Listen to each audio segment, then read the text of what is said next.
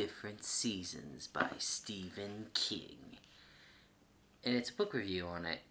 And my thoughts personally on all of these 4 novellas, which is in the book, called Different Seasons. Each one has a different sort of theme, if you will. And these novellas are all very good and fascinating and so forth. Fascinating novellas. Yes, very fascinating novellas. The first one, you should all know it, is The Shawshank Redemption, or Rita Hayworth in The Shawshank Redemption. But you know it from the film. You know it from the film of Shawshank Redemption. And the next one, well, maybe I should give a little overview of each. The first one is Rita Hayworth in The Shawshank Redemption. Now that one, if you've seen the film, they're actually, I don't want to say exactly the same, but let's just say they're very close, with very little variations. I think the only difference really to the novel, which is an interesting aspect, not really, I don't think, reflected that well in the film, that, or I just forgotten it was in the film, which was the concept of the guy nearly getting, well, raped. In terms of the story of Rita Hayworth and The Shawshank Redemption with the main character, because, he's falsely accused and put in prison, and yeah, that was one of the things he had to deal with. He got out of it by toughing it out, but yeah. Anyways, the next one is That Pupil. You may or may not have heard of that one, but that one is a really, well, it's definitely scary. It's definitely intense. I think the most fascinating aspect is its sort of what-if possibility, which is done in such a realistic manner that you could argue it could even happen today. See, there's this guy, and he's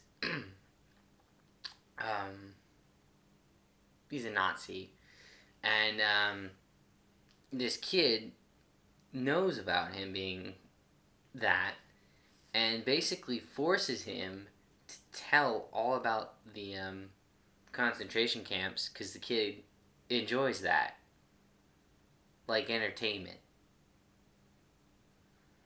Yeah, and it just gets more and more disturbing, and it's really fascinatingly done for a horror story in the sense, because, like, most horror stories, it's just scary shitless with supernatural elements, or just crazy psychopath killers. Well, That Pupil's a lot different in the case that it shows a lot of morality, and there's a lot of actual character change that goes on, a sort of step-by-step sort of evolution, as you will, which is very fascinating, not to mention the craziest dreams that some of these people have, all around. It's just fascinating. And then the next one is The Body. Now, The Body, in my opinion, is kind of like the opposite sort of That Pupil. They don't find a bad person, but they find out about a dead body, these 4 kids.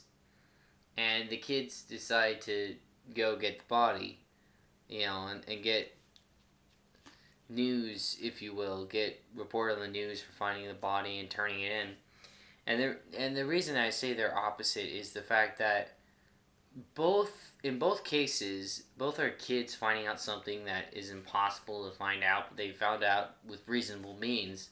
That's really logically written in, especially in the case of That Pupil, which again reflects the character as well, of the main character, the boy, whose name is Todd Bowden. Anyways, but in The Body, what makes The Body interesting is the kids are doing the right thing with the body, but also the other thing about The Body is that they actually show a friendship, an actual logical, well, I don't want to say logical, but real sort of relationships between these 4, boys as friends, as just friends, mind you, it's just friends, which is fascinating aspect, because in the other one, with That Pupil, this kid has literally no friends, and there's never really a reflection of any of his friendships ever. Yeah. I mean, he has a girlfriend at one point, but he only sees her as a piece of flesh, not people. And then in the early on in the story of that pupil, there's a kid who's a friend who was trying to show him comic books, but that's where he finds those magazines on the concentration camps and falls in love with that stuff in that pupil. But in the body, they're just normal kids having normal bonding time as friends without any odd. Well, I don't mean anything out of the ordinary or abnormal, if you will, in the sense of like crazy or criminal or something, which is interesting.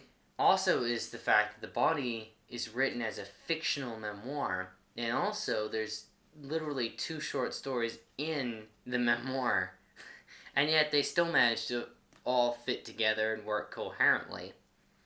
Then the last piece, which is what was it called? Oh yeah, the breathing method. That's what it was called. The breathing method. Now that one's very interesting because there's like two stories in that one. There's the story of this mysterious sort of club, if you will, for older men, so to speak, but you're not really sure. And they tell all these stories, very gruesome, generally stories. Well, not always. The stories are actually very vast. But the point is that there's all these stories, and it's very mysterious because you don't know how big the house or room they're at is, the building. And on top of that, there's these mysterious works that aren't recognized in anything in like a normal library.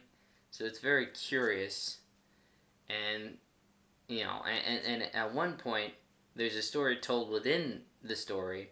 This guy tells this encounter about this lady learning the breathing method in the early 30s, dealing with a lot of sort of abuse from others because she's pregnant without being married, and in that time frame it was crazy. Let's just leave it at that. That's being generous. Not that it was a generous time when they did that. It really wasn't. But anyways, what I'm trying to say is that it's just a really darn good story. I don't want to give too much away about the endings of all these because they're very interesting. They're all just really good, really stunning, awesome stories. So yeah, there you have it.